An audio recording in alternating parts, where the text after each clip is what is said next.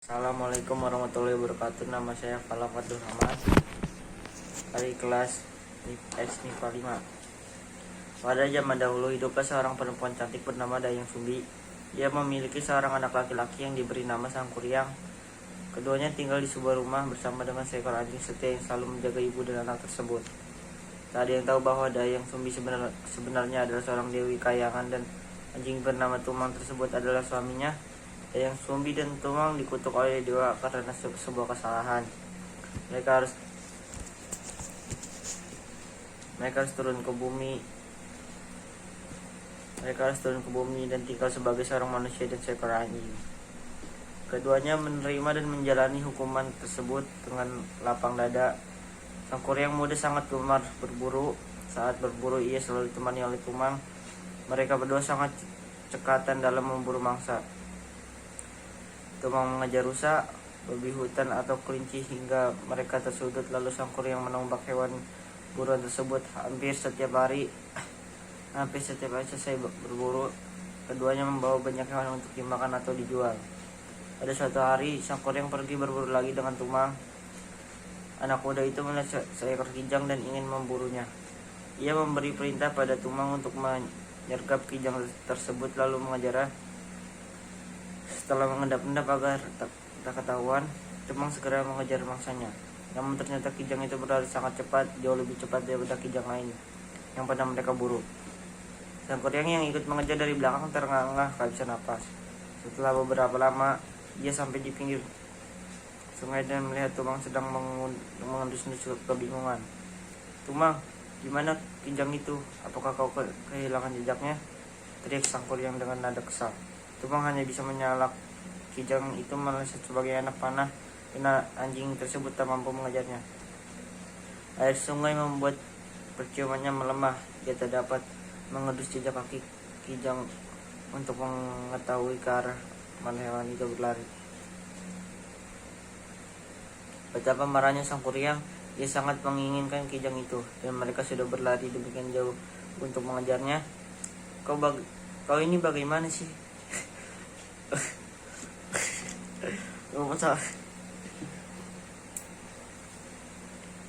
Umpat Sangkuriang. "Bagaimana mungkin kau kehilangan jejak kijang itu? Dasar anjing bodoh." Dengan marah diambilnya sebuah batu di pinggir sungai dan dilemparkan ke arah Tumang. Batu tersebut mengenai kepalanya dan membuatnya tersungkur. Sangkuriang terkejut dengan apa yang baru saja dilakukannya. Segera dipeluknya Tumang yang tak bergerak lagi. Kepala anjing tersebut penuh darah, matanya terpejam dan napasnya mulai terdengar. Tumang, maafkan aku," jerit Sangkuriang dengan panik. "Aku tak bermaksud membuat kepalamu terluka. Tadi aku hanya kesal saja." Bangun Tumang, jangan mati. Sayang sekali darah di kepala Tumang begitu banyak hingga akhirnya anjing itu mengembuskan napas terakhirnya. Sangkuriang menangis sedih. Ia menyesali perbuatannya, namun nasi telah menjadi bubur. Anjing kesayangannya telah mati. Sangkuriang menangis cukup lama sebelum akhirnya ia menguburkan Tumang. Setelah selesai, ia berjalan pulang dengan lunglai. Hatinya sangat pilu. Sampainya di rumah, ia menceritakan apa yang terjadi pada ibunya. Dayang Sumbi sangat terperanjat atas kematian Tumang langsung melampiaskan kemarahannya kepada Sangkuriang. Ia mengambil sendok kayu yang biasa digunakan untuk menanam nasi, lalu dipukulkannya sendok itu ke kepala Sangkuriang dan mengenai dahinya. "Pergi kau, anak kurang ajar! Berani-beraninya kau membunuh Tumangnya."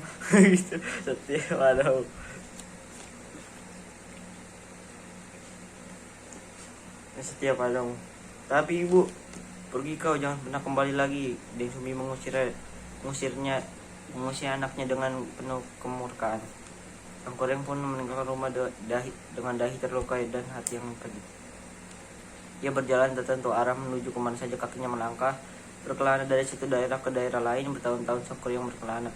Dan dari perjalanan tersebut ia menimba banyak ilmu dari suatu perguruan ke perguruan lain. Selain seorang pemuda yang cerdas, ia pun anak seorang dewi, sehingga ia dengan mudah mendapatkan kesaktian dari berbagai perguruan. Semakin hari kesaktiannya bertambah kuat. Sangkuriang menggunakan untuk membantu orang-orang yang kesulitan.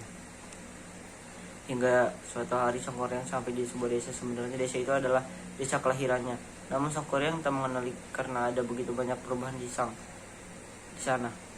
Selain itu, luka di kepala saat dipukul ibunya dulu serta rasa tertekan akibat kematian Tumang dan pengusirnya dari Dayang Sumbi membuatnya melupakan masa kecilnya. Ketika beristirahat sejenak di sebuah kedai minum, Sang Kuryang melihat sosok seorang wanita. Ia terpana akan kecantikannya dan berniat untuk menikahi wanita itu. Sang Kuryang tak tahu bahwa wanita itu adalah Dayang Sumbi. Oleh karena Dayang Sumbi adalah keturunan dewa sehingga ia tak bisa menua. Wajahnya semudah gadis-gadis remaja, dan hal itu yang membuat Sang Kuryang tak mengenali ibunya sendiri. Dayang Sumbi pun awalnya tak mengetahui siapa Sang Kuryang, sebab anaknya itu telah tumbuh menjadi pemuda gagah dan tampan. Ketika Sang Kuryang mendekatinya, ia tak menaruh curiga sama sekali hingga ia melihat bekas luka di dahi pemuda itu. Seketika tahulah ia bahwa pemuda itu adalah Sang Kuryang, anaknya. Dayang Sumbi menjadi sangat ketakutan, terutama karena Sang Kuryang tak mempercayai penjelasannya. Pemuda yang kasmaran itu bersikeras melamar Dayang Sumbi. Karena kehabisan akal, Dayang Sumbi pun mengajukan 2 syarat. Pertama, Sang Kuryang harus membendung sungai Citarum, dan syarat kedua, Sang Kuryang harus membuat sampan besar untuk menyeberangi sungai itu. Kedua syarat itu harus sudah dipenuhi sebelum fajar menyingsing. Dayang Sumbi mengira kedua syaratnya akan membuat Sang Kuryang mundur. Ia tak tahu bahwa anak itu memiliki kesaktian. Dengan cepat, Sang Kuryang menyanggupi permintaan termasuk akal tersebut. Malam itu Sang Kuryang melakukan tapa, mengumpulkan kesaktian dan menggerakkan makhluk gaib untuk membantu menyelesaikan pekerjaan membendung sungai. Dayang Sumbi yang diam-diam mengintip pekerjaan tersebut merasa cemas.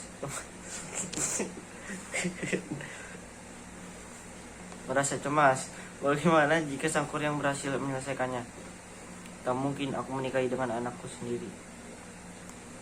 Dayang Sumbi pun memutar otak. Begitu pekerjaannya Sang Kuryang hampir selesai, Dayang Sumbi menggelar selendang sutra merah, lalu berdoa pada Dewa Dikayang untuk membantunya. Selendang merah itu terbang ke arah timur dan menutup sebagian langit. Orang-orang mengira matahari sudah terbit di ufuk karena langit sudah memerah.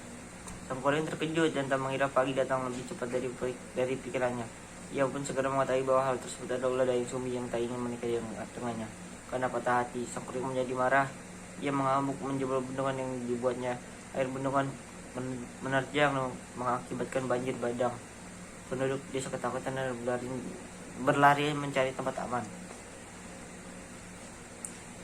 Kemarahan Sang Kuryang tidak berhenti sampai situ. Ia pun menendang sampan besar hingga terpental jauh. Kesakitannya membuat sampan tersebut jatuh terbalik dan berubah menjadi gunung. Hingga saat ini gunung yang dibentukkan mirip sampan terbalik itu masih bisa dilihat. Namanya adalah Gunung Tangkuban Perahu. Pesan moral dari dongeng rakyat Jawa Barat, legenda Tangkuban Perahu adalah kita harus selalu menghormati dan menuruti apa kata orang tua, serta sayang kepada hewan peliharaan kita. Juga kita tidak boleh menuruti hawa nafsu sehingga mudah marah.